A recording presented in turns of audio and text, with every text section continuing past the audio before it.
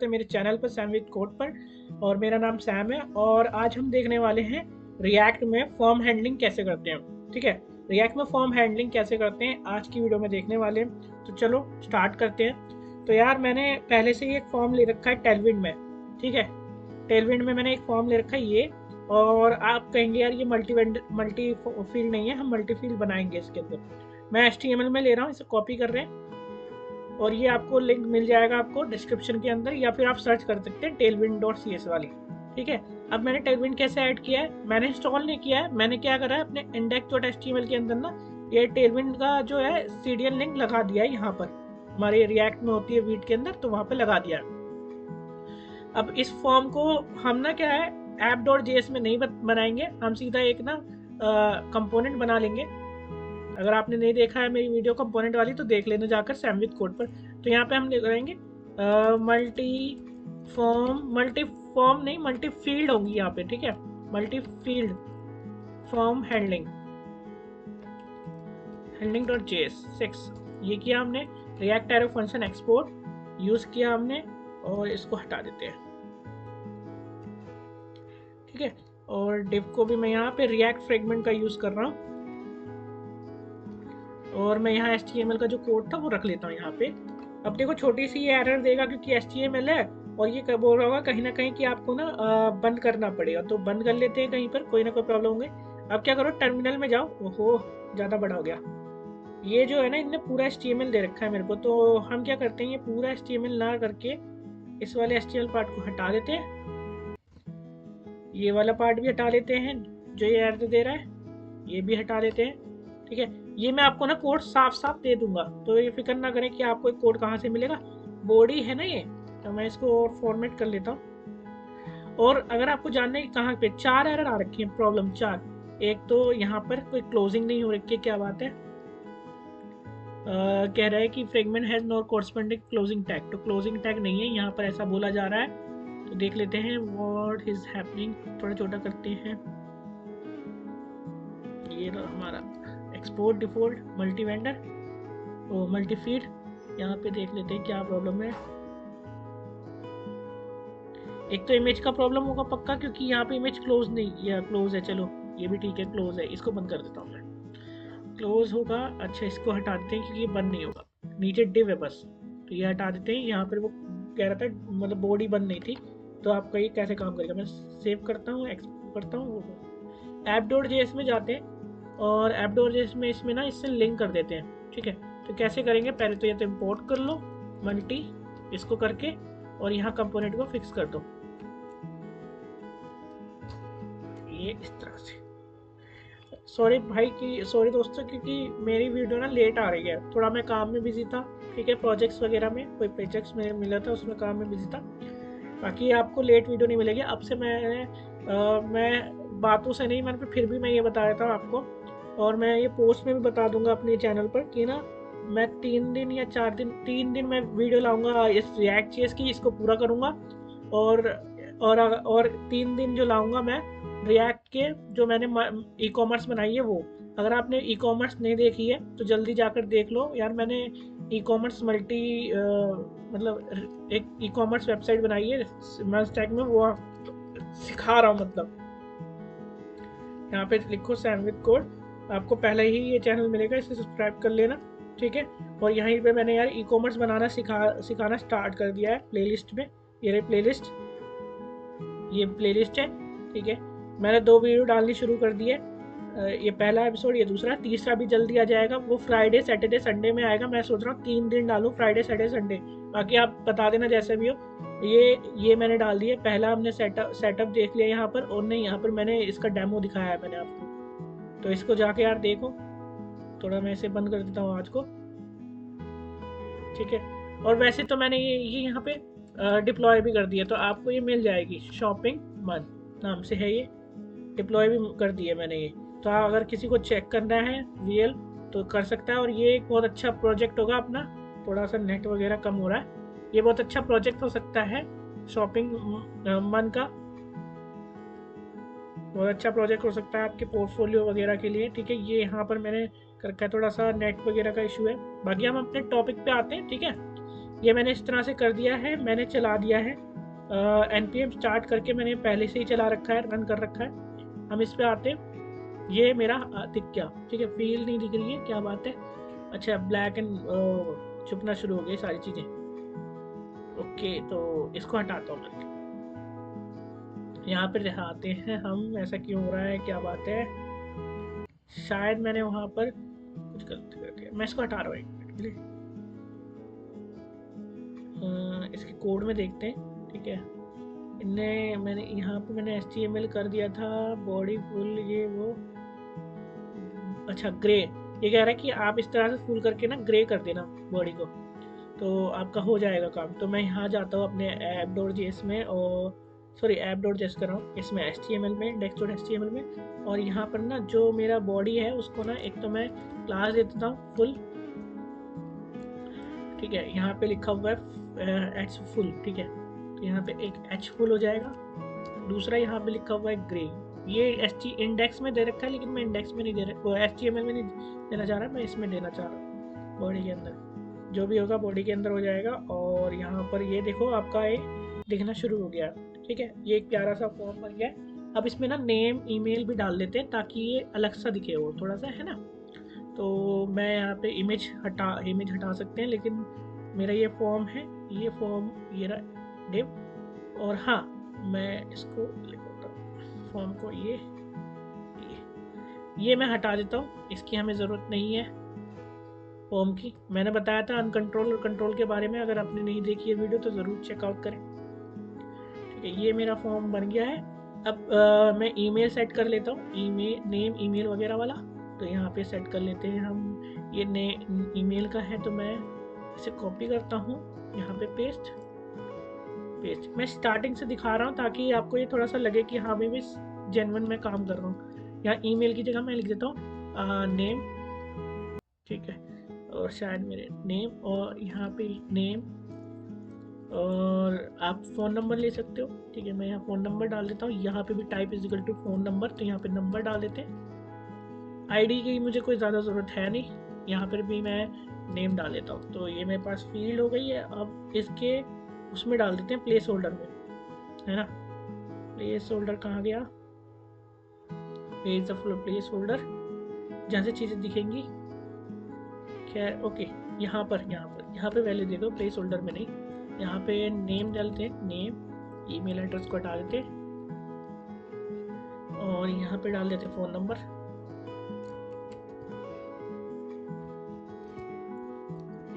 और मैं जैसे करता हूँ तो देखो name, email, phone number, password सब आ गया। ये थोड़ा चिपका सा लग गया क्योंकि फॉर्म मैंने हटा दिया है, ठीक है। फॉर्म था तो उसमें कुछ था, मतलब कोई चीज़ रखी थी, देखते हैं वैसे। ये यहाँ पर है, ये दिख रहा है आपको फॉर्म। तो यहाँ पे स्पेस कुछ था, तो हम क्या करते थे, ये वाली जो क्लास है स्पेस 6 वाली, ये लगा देते हैं। किस में लगा देते हैं, ये जिसको भी पास करता है। फॉर्मेट करता हूँ मैं इसको, और यहाँ पे लगा देता हूँ, यहाँ इसके अंदर लगा देते हैं। शायद हम अलग से डिव ले सकते थे, उसके अंदर लगा सकते थे, लेकिन मैंने इसमें लगा दिया। नॉट गुड, ये फिर भी काम करेगा। तो यहाँ हमारा यार वो नंबर वाला हट गया है, ठीक है। तो 1 मिनट में हटा दूँ तो फिर क्या होगा। अच्छा, नंबर वाला वैसे हटा हुआ है, फ़ोन नंबर वैसे हमारा हट गया है। कैसे, यहाँ पे लिखा नहीं है हमने फ़ोन नंबर, ठीक है। अब हमारा काम हो गया, ठीक है। नेम, ईमेल, फ़ोन नंबर, हमारा ये काम आ गया, ठीक है। अब क्या करना है, मेरे को यहाँ अपना नाम लिखना है, मेरे को यहाँ पे फ़ोन नंबर लिखना है, यहाँ पे ईमेल एड्रेस लिखना है, पासवर्ड करना है। जैसे ही मैं क्लिक करूँगा मेरे को ना यहाँ इंस्पेक्ट पे कंसोल के अंदर मुझे वो डेटा मिल जाना चाहिए। अब बाकी चीज़ों को आप एरर को छोड़ सकते हैं, क्योंकि यहाँ पे लिखा हुआ है did you mean class name. Class name क्यों ज़रूरी है, क्लास नेम और क्लास में क्या फ़र्क है, उसमें मैंने बताया था। ये did you mean class name क्यों रखा जाता है। और ये ऑटो कंप्लीट वाला, और ये छोटे मोटे एरर हैं, आप चाहो तो इनको हटा सकते हैं। चलो हटा ही देते हैं। तो मैं यहाँ कंप्लीट करता हूँ, क्लोज, कॉपी करता हूँ, कहता हूँ इसे फाइंड करो। अगर कोई क्लास नहीं, क्लास है, क्लास, उसे क्लास नेम में बदल दो। लेकिन याद रखना कि इसमें ना इजिकल टू लगा लेना, ठीक है। तो बाद में दिक्कत देगा, ओहो मैंने ही कुछ गलत कर रखा है। क्लास ये, ठीक है, ये जाके बदले तो आपको एरर ना आए। तो क्लास नेम हो गया। तो पहली एरर आपकी चले जाएगी, यहाँ से जा चुकी है। बाकी चीज़ें जो है वो हम देख लेंगे, क्योंकि यहाँ पे HTML4 करना होगा, ये सारी चीज़ें करनी होंगी, तो ये आप कर लेना है। ये कैमल केस कह रहा है, कैमल केस यूज़ करो, चलो इसको भी कर लेते हैं, इसको कॉपी करते हैं। इस तरह से आते हैं। अब देखो HTML लिखा होगा और फॉर्म लिखा होगा, या फिर HTML फॉर्म लिखा हो, क्या लिखा होगा, HTML4। यहाँ तो नहीं है HTML,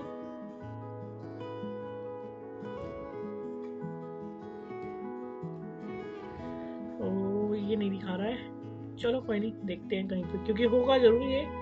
यहाँ पे शो कर रहा है कि ये एरर आ रहा है, ठीक है, did you mean auto complete वगैरह वगैरह। तो ये फॉर्म के अंदर ही होता है बेसिकली, इन्हीं के अंदर होगा, ठीक है।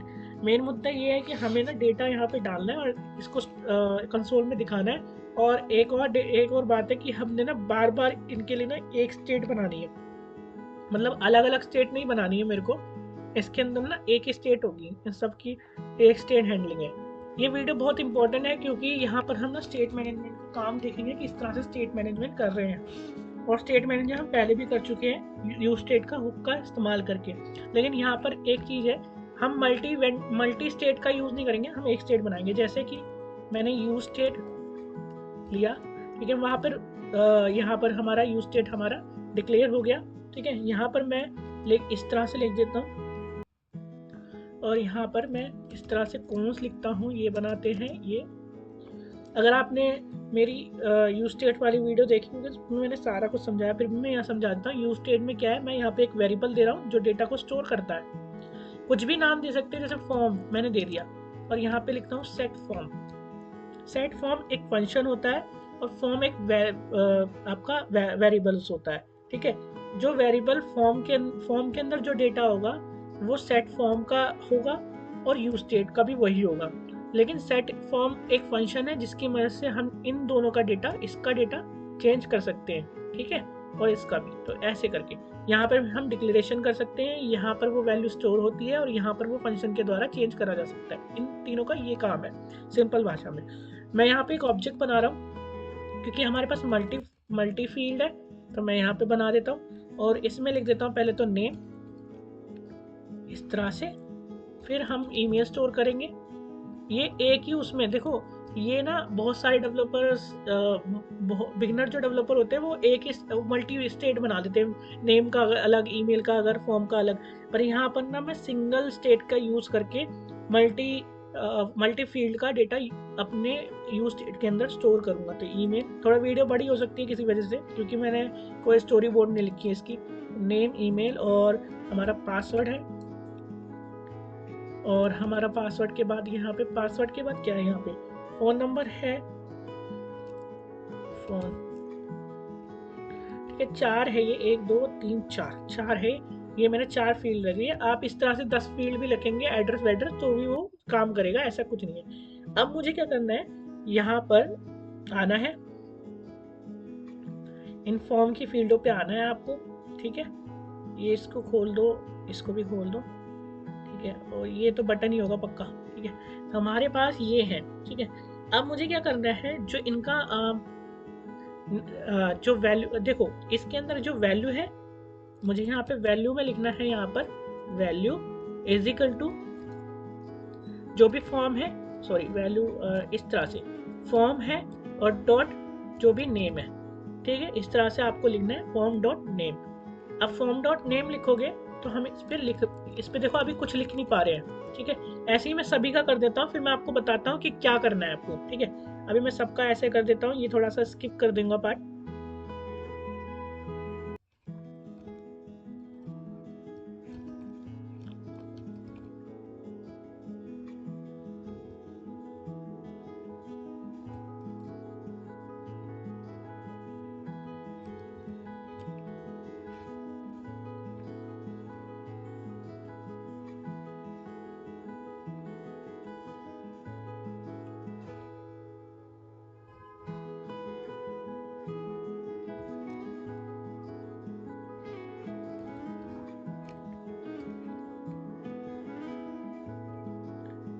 ये सारा हो गया है, ठीक है। अब इनमें क्या है, हम लिख नहीं पा रहे हैं, ठीक है, सबसे प्रॉब्लम है। अब देखो हम लिखेंगे कैसे।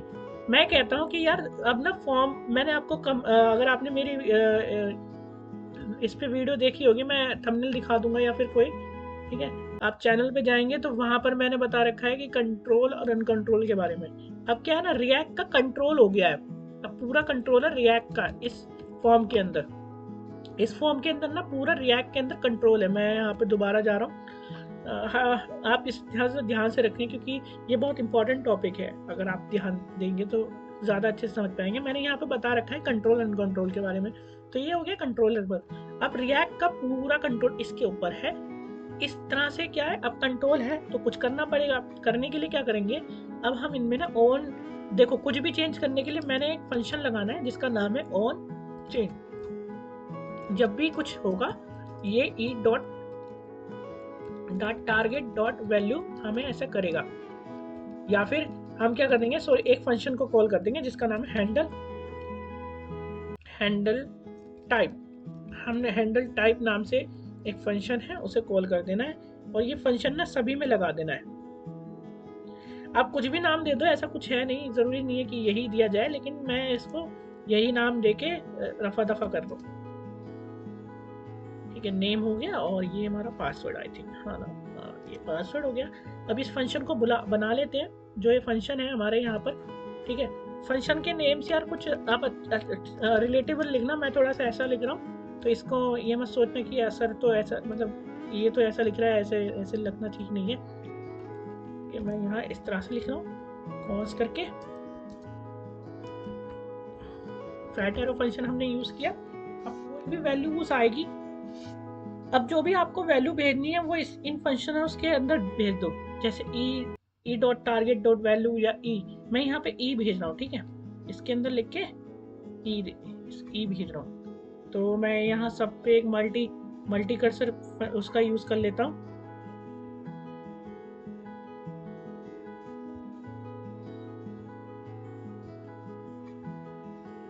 ई दे देता हूँ, बस ये हो गया ई, हमारा काम हो गया। ठीक है, अब क्या होगा, ये सब ना इस फंक्शन को कॉल होंगे। मैंने ई को दे दिया है। अब फंक्शन को जब भी कॉल होगा तो ये टाइपिंग करेंगे, तब जब इस फंक्शन को कॉल करेंगे। अब जब भी इस फंक्शन को कॉल करेंगे हम इसके अंदर से ना कुछ एक्सट्रैक्ट करेंगे। कैसे, कॉन्स करूंगा मैं और मैं इसमें लिखूंगा इस तरह से, नेम दे दो मेरे को। उसके नेम मतलब नेम आपका एट्रीब्यूट, इसका नेम एट्रीब्यूट दे दो, सॉरी नेम एट्रीब्यूट दे दो। इसका क्या है, नेम एट्रीब्यूट, नेम में फोन है, नेम में वो है, ये सब चीजें। अब याद रखना, ये जो नेम एट्रीब्यूट के अंदर फॉर्म के अंदर लिखा हुआ है ना, ई नेम, फोन नंबर, ये सारा मैच करना चाहिए आपके ऊपर वाली फील्ड के साथ। ठीक है, वरना आपको एरर आएगा। एरर आएगा का मतलब डेटा नहीं आएगा वो वाला, ये बात है, डेटा नहीं आएगा, मतलब मैच होना चाहिए। दोनों ही ध्यान रखना, क्योंकि ये मैं बता रखूँ बहुत ज्यादा आती है। मेरे को नेम चाहिए, इसका नेम फील्ड के नेम एट्रीब्यूट के अंदर जो लिखा था वो, और वैल्यू के अंदर जो लिखा था वो, किसके अंदर से चाहिए, ई डॉट टारगेट, बस इतना लिख देना। वैल्यू वगैरह कुछ मत लिखना, ये सब आपका मिल जाता है। हालांकि आप अलग अलग कर सकते थे वेरिएबल बना के, पर मैंने यहाँ पे एक्सट्रैक्टिंग कर लिया।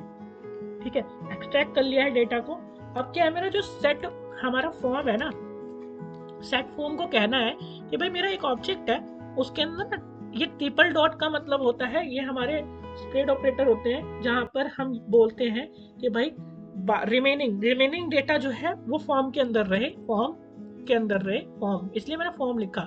जो रिमेनिंग फॉर्म के अंदर जो डेटा है उसको कुछ ना हो, वो मिटे ना, मतलब अगर इसके अंदर फॉर्म के अंदर कुछ डेटा है तो वो ना मिटे। बाकी जो हमारा नेम है उसको हम वैल्यू दे देंगे इस तरह से। अब सेव कर लेते हैं, और जब भी ऐसा होगा मैं यहाँ पे लिख दूंगा console.log और मैं यहाँ फॉर्म को कर दूंगा। या फिर आप ऐसा कर सकते हैं, या फिर कुछ और, आप जैसा आपको ठीक लगे वैसा कर सकते हो। सबमिट करने पर क्या होना चाहिए क्या नहीं, ये मैं हैंडल फॉर्म सबमिट पे लगा दूंगा, ऑन डेटा। ठीक है, टाइपिंग करने पे क्या हो रहा है ये सारा। या फिर एक काम करते हैं, जब भी हम इसे लिखें और console.log करने से पहले मैं यहाँ पे एक बना देता हूँ हैंडलिंग वाला।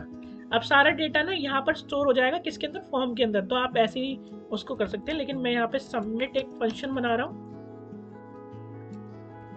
और ये सबमिट फंक्शन क्या करता है, डेटा को स्टोर करता है। यही होता है बैकएंड का काम, जो मैं अपने उसमें e commerce website e commerce में दिखा रहा हूँ फॉर्म, ये कर देना है मेरे को। और ये हैंडल सबमिट नाम से नहीं, ये फंक्शन हमें दे देना है अपने बटन में, जो ये है कि जब भी बटन क्लिक करो तो ये हो जाए, और इसको करेंगे ऑन क्लिक। ये इस तरह से रख दो। देखो इस केस में मैंने यहाँ पर फंक्शन को कॉल किया है, लेकिन यहाँ पर मैंने फंक्शन को कॉल नहीं किया क्योंकि ऑटोमेटिकली कॉल हो जाता है। ये रिएक्ट की ब्यूटी है यहाँ पर, तो यह कंफ्यूज मत होता। ठीक है, अब मैं कंसोल कर लेता हूँ, यहाँ पे इंस्पेक्ट पे करके कंसोल आपको दिखा देता हूँ, और जो बाकी है वो हटा देता हूँ, जो भी एरर है। अब स्टेप बाय स्टेप आपको दिखा देता हूँ यहाँ पर। ओ छोटा हो गया क्या, ज़्यादा ही छोटा हो गया, पर चलो आपको दिख रहा होगा वो, है ना? या फिर चलो कर देते हैं, कोई बात नहीं। यहाँ ये आपको फॉर्म दिख रहा है, और ये हमारा कंसोल है। ठीक है, फॉर्म एक्चुअली सही से दिखे। ठीक है, अब देखो मैं कुछ भी लिखूंगा, मैंने लिखा सैफ, मैंने यहाँ पे लिखा कुछ भी, और मैं यहाँ पे लिख देता हूँ ईमेल आईडी।